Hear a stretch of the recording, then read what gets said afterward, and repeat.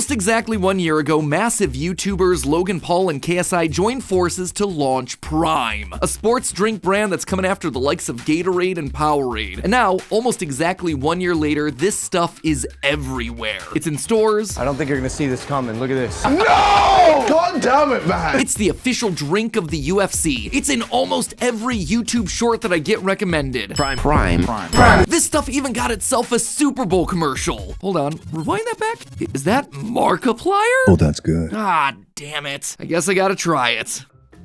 Hello, Internet! Welcome to Food Theory, where red hot drinks get cold hard facts. And let me just cut right to the chase with this one. Prime is massive and is currently on track to be the most successful creator startup brand ever. In its first year, it reportedly has earned $250 million in revenue. Now, it's always important to remember that revenue is very different from profits and that those sorts of numbers can be the result of a lot of different factors, so take all of that with a grain of salt. But to give that $250 million some context, Mr. Beast's Feastables chocolate brand reportedly had $10 million in sales its first year. Any way you slice it, the numbers here are eye-watering. Here's the thing though, I don't buy it. Something's not right about all this. Don't get me wrong, I'm normally eager to celebrate the success of any creator-led business, but Logan Paul, for some reason, I just get a little suspicious of things that he puts his name to. Not really sure why. Today, we're investigating Logan Paul's CryptoZoo, a blockchain game that made millions but never worked. I'm moving to Puerto Rico. I feel like people are wondering why Puerto Rico, right? Taxes. It's one vertical. It's a big one. We found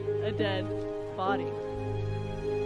I want to apologize to the internet. Yeah, can't quite put my finger on it. Just a hunch, I guess. So today, I wanted to take a closer look at Prime to see if it's really the wonder product everyone's making it out to be. Is this the next major thing in sports hydration? Or is it yet another Logan Paul get-rich-quick scheme? Spoiler alert, it's a little bit of both, actually. So the thing that I've been seeing crop up again and again have been videos like this, where Logan compares popular sports drinks to Prime. Prime versus Gatorade. Prime versus Red Bull. Prime versus Liquid IV. Alright, we're going bottle for bottle. These are all facts. And every time it seems like it's a win for Prime. Then again, I suppose if it weren't, the video wouldn't exist in the first place, you know? So anyway, I wanted to zoom in on one of these stat battles to see if there's any truth to Logan's pitch. The one I want to focus on is against Prime's biggest rival, Gatorade, the granddaddy of sports beverages. And immediately, without any words even leaving his mouth, there's a red flag: the bottle difference. Off the bat, Logan is using Prime's 500 milliliter bottle, and he's comparing it against Gatorade's larger 591 milliliter bottle. So when he says things like this, Gatorade has 36 grams of sugar in it. Sure, it might be true, but that's also talking about a bigger serving size. It's something that Logan even calls out later in the video. And a bigger bottle. But then doesn't correct the math for. So you know what? I'm gonna do exactly that. I'm gonna compare the two drinks milliliter for milliliter rather than bottle for bottle like he does. He starts off with sugar, so we're gonna do that too. 36 grams for Gatorade versus 2 for Prime. That'd be 60 milligrams per milliliter for Gatorade and 0.4 milligrams per milliliter for Prime. Victory for Prime, right? Well, don't call this one just yet because he's not making a truthful comparison here. For the Gatorade, the 36 grams he's pulling is from the total carbohydrate number on the nutrition label. But for Prime, he's pulling the total sugars amount, a lower subset of the total carbs number. If he were truly comparing the two drinks fairly and correcting for the volume of liquid, it'd be 28.7 grams of total sugar in Gatorade versus 2 in Prime. Still a win for Prime, and still by a wide margin, but at least the numbers are accurate and fair rather than artificially skewed. Next up, calories. Gatorade has 140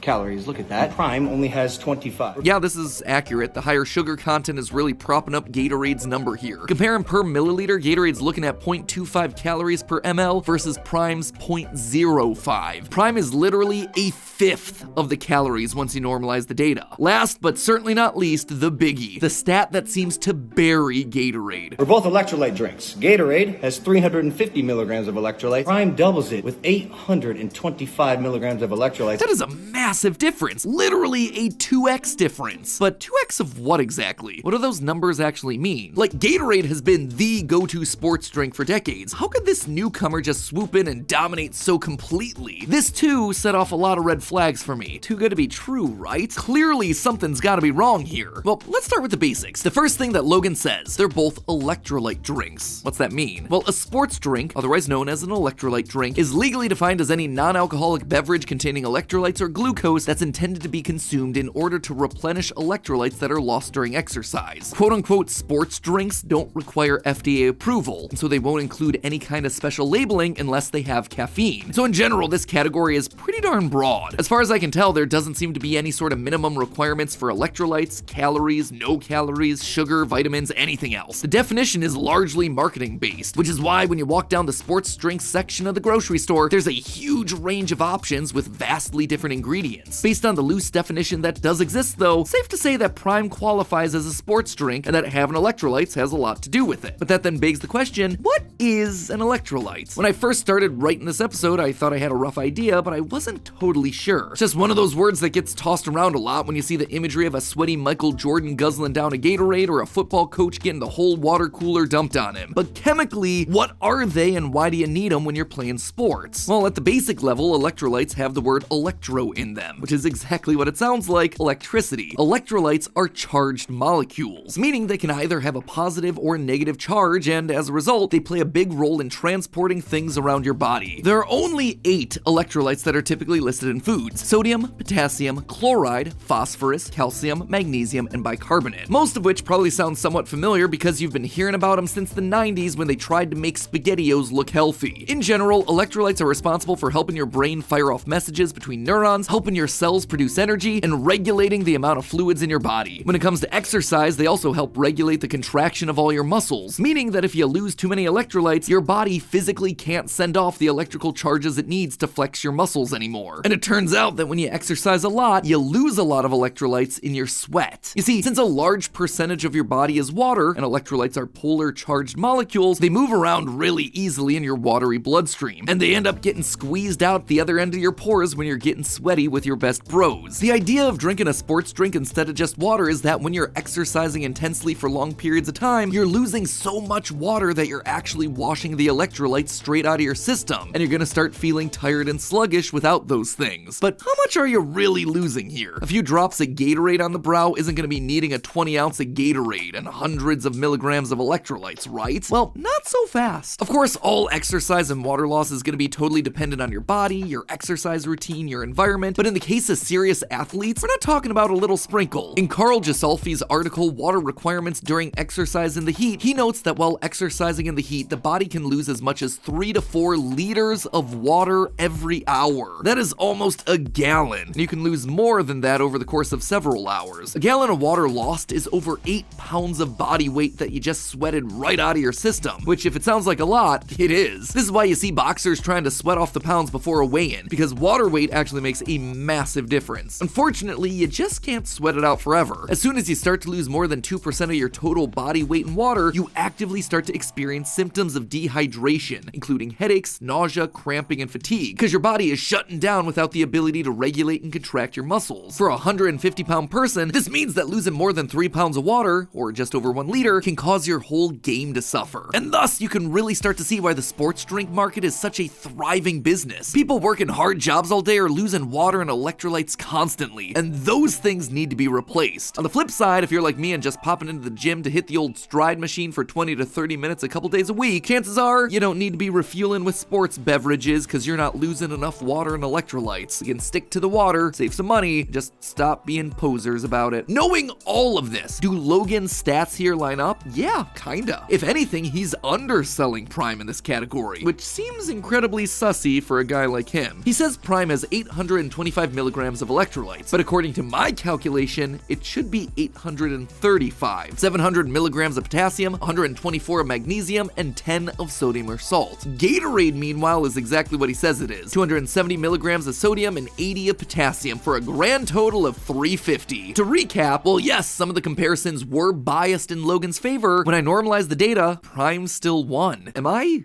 gonna have to give the dub to Logan? Ugh, no, not yet. Maybe the difference isn't nutritional here. Maybe it's all taste-based. Maybe the flavor of these things sucks. To know for sure, I bought every flavor of Prime, and then I bought every other sports drink on the market with similar flavors. In total, we had 52 drinks spanning Prime's 7 core flavors, though, to be fair, some categories were more contested than others. We then set up a series of blind taste taste tests to see which brand would come out on top. All right, Josiah, thanks for joining me here on Food Theory. We have a selection of basically every sports beverage that I can find at like the 3 local grocery stores. And I need you to go down the line and just tell me which is your favorite and what is your least favorite, please. Okay. Okay? Wow.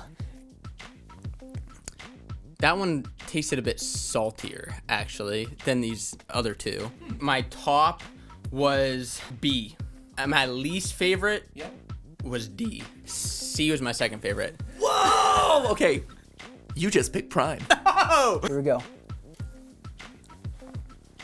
Ooh, that one has a good aftertaste. That's really fruity. Ooh, actually the aftertaste sucks. This one's bad. That one's about the same, but a little fruitier. C's the best one. As a true American, I need my high fructose corn syrup. So. You, sir, just picked Prime. That's nuts! That's weird. What's that reaction? That's like... That feels like salty, immediately salty. Again, oh, that's wildly different. That is, I wouldn't have said that was orange if I didn't know that was orange. I can tell you my worst two, D and F. D and F, okay, your worst two. Yeah, absolutely. Best, A and C, I think will be my top two. Okay. The one that you said is wildly different from the others, but really flavorful. Yeah, E. That is Prime. Okay, because it's like, it wasn't bad. Like I say, I think F and D were worse from a flavor perspective, but it was just really odd. So I want to get on the action as an extra test subject, so I'm not involved with any of these from here on out. Ooh, much stronger. Okay, this is what I would typically assume is like a lemon lime sports beverage. A little bit salty. It kind of like sticks in the back of your teeth a little bit. Like, That's Prime. I can almost guarantee, based on how these flavor profiles have broken down, the thing that always has the densest, strongest flavor seems like it's always Prime. My favorite is F. That would in fact be Prime. I knew it! I knew it! Oh, I like this one. Oh, yuck. Oh, yuck. Okay, so this is like if you just took a really sweet, flat drink and then you added oregano to it.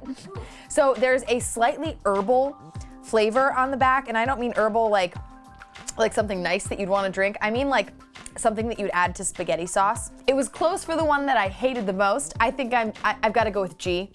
It is a unique moment when I feel like I'm drinking part of like maybe my own stomach acid in a sports drink. So we're gonna peg that one as the worst, followed closely by I, to be honest. Interestingly, no sugar flavors tended to rank higher than any fully sugared brands, with Powerade Zero being the overall winner with the consistently highest rankings across the board. That said, no one brand dominated every flavor category. And while Prime didn't win everything, it certainly did win a few, with an especially strong performance in Tropical Punch. In general, it was consistently well received. The only problem was that it was just much sweeter than any other sports drink brand. The other drinks tended to have flavors that felt thinner, a bit closer to water. Prime, meanwhile, was a lot like Kool-Aid or Pedialyte, a stronger, denser, more syrupy flavor, which in turn made it feel, at least to me, heavier. Because of how dummy thick the flavor was, it wasn't really something that I or the rest of the team would actively reach for to recover from a workout. But just as a flavored water to drink around the house, yeah, that'd be great for that. Even after the taste tests, there was something that I couldn't quite kick. All the other sports beverages did taste fundamentally different from Prime. They all had a slightly muted flavor, even sometimes a salty flavor. And yet here was Prime tasted like a melted lollipop. How? How was the one drink with the least sugar content the one that tasted so much more sugary than the rest? And why did it have a fundamentally different flavor than all the other sports drinks? Again, something felt off about this. Something keeps feeling off about this stuff. What is it? So I went back to the nutrition label again, and that's when it hit me. Look again at the comparison of the electrolytes. Sure, Gatorade has 300 milligrams and Prime has over 800, but the way they get to those numbers is vastly different. Prime has 10 milligrams of sodium, 124 of magnesium, and a whopping 700 milligrams of potassium. Gatorade, meanwhile, has 80 milligrams of potassium and 270 milligrams of sodium. The ratio here is almost completely reversed. That is why you're getting a salty flavor from all these other sports beverages. Logan's Prime has 70 times as much potassium as sodium. Gatorade, meanwhile, has a ton of sodium and a teeny tiny amount of potassium. Powerade, same ratios as Gatorade. So I had to keep looking. Body Armor, another top contender in our taste test, is closer to Prime. BioSteel, the one with the juice boxes, came in with a completely different ratio than all the others with equal amounts of potassium and sodium. So that then brings us to what's probably the biggest question in all of this. What is the proper ratio for all these electrolytes? Is this the thing that's been nagging me about Prime all along? Well, it's important to note that each electrolyte is responsible for something different. Sodium, which we get mostly from common table salt, is the most prevalent, and it basically exists in all the spaces outside and around your cells to help you regulate blood pH and your overall water levels. How much you're peeing out, how much your kidneys are filtering out, things like that. Potassium, on the other hand, works inside your cells to help produce ATP, the little energy molecules that help power your body. Potassium also works in your heart to make sure it's pumping normally. Too much or too little potassium, and you could start having heart problems and irregular rhythms. Calcium and magnesium play smaller but still important roles in your muscle contraction and brain function, keeping you mentally and physically sharp. So at the end of the day, it kind of seems like they're all important in their own right. So which ratio is the one we're aiming for in a sports drink? Well, remember the whole premise of a sports drink. It's to replace the electrolytes that you lose during exercise. That means that we don't need to worry about every electrolyte in the body. We only need to focus on the ones that we're losing during said exercise. And we're not losing them all at the same rate here either. The average person's sweat ratio of electrolytes is 220 milligrams of sodium for every 63 grams of potassium, 16 of calcium, and 8 of magnesium. That means that you're losing nearly 3.5 times more sodium at any given time than any other electrolytes. And if you're doing the type of exercise that needs a sports drink, you need to find one that replaces sodium before worrying about anything else. Looking back at the ratios that we found across our sports drinks, it now comes down to which formula replenishes your electrolytes at the ratio closest to the sweat that you're losing. Knowing that, let's look at Prime. Sure, it has a ton of electrolytes, but none of them are the ones that you need to be replacing. Prime is giving you a ton of potassium. This thing is practically a banana, but you don't really need potassium in the middle of strenuous exercise. At least you don't need it nearly as much as you need sodium. In your sweat, you lose sodium to potassium at a ratio of 3.5 to 1. But with Prime, you're giving your body 0.014 milligrams of sodium to 1 milligram of potassium. You are essentially completely missing the one electrolyte that your body needs the most while sporting. What about the other sports drinks on the block? Well, Body Armor's ratio is 0.05. It's actually very similar to Prime. BioSteel is at least a 1-to-1 ratio with the same sodium and potassium content. I suspect that they're all sacrificing the sodium because it keeps these drinks tasting sweeter. More sodium means a saltier flavor like the traditional sports beverage of Gatorade. Speaking of Gatorade, Gatorade and Powerade both have astonishingly different ratios than these newer competitors, with Gatorade at a ratio of 3.4 sodium to potassium and Powerade at the very top of the scale with 4.1 milligrams of sodium to potassium, both coming in shockingly close to the actual ratios of real-life sweat. This, in turn, makes them infinitely more effective than the other three options at actually doing what they say they're doing, replacing what your body loses during exercise. Don't get me wrong, feel free to sprinkle your coconut water on whatever you want. It's great that a lot of these new sports beverages don't have the dyes and preservatives and all the added sugars, but at the end of the day, the reason they're tasting so much sweeter than the Gatorades of the world is that they're missing the main ingredients that sports drinks need to be having: salt in the form of electrolytes. For really bottling and feeding you back your own sweat, Gatorade has made their drinks taste remarkably good over the years. But the thing is, at some point if you're sweating salt, the only way to get it back into your body is to drink it, not paper over it with a bunch of other filler electrolytes that you don't need. What's the conclusion here? Honestly, that the definition of sports drinks and rehydration beverages are just too broad and ill-defined. If you're looking to replace sweat in your body, you need something with more sodium, something that Prime does not deliver on. That said, it's not like Logan is pulling a scam here or anything. He is delivering on exactly what he says he is, a drink full of electrolytes, more than any other sports drink in the space. But electrolytes aren't equivalent. They don't function the same. The formulation of Prime is fundamentally delivering a different product than the Gatorades and Powerades of the world, which in turn allows it to taste less salty while still competing in the same broad category. My personal concern is that other brands, seeing the threat to its consumers, might change their more scientifically accurate formulations to better compete with the increasing threat and better taste of Prime, something that I suspect will end up being a net negative for the entire sports drink market. Honestly, there's no comparison. You know what, Logan? For the first time, I think we can actually agree. But hey, that's just a theory. A food theory. Bottoms up. And hey, if you're thirsty for more content, crack open the video on the left where we show you how you can tell the temperature of water just by listening to it. Or if you're looking for more sporty content, chug our style theory on the right where I talk about these crazy oversized sports hats and how they're the next big thing in fashion.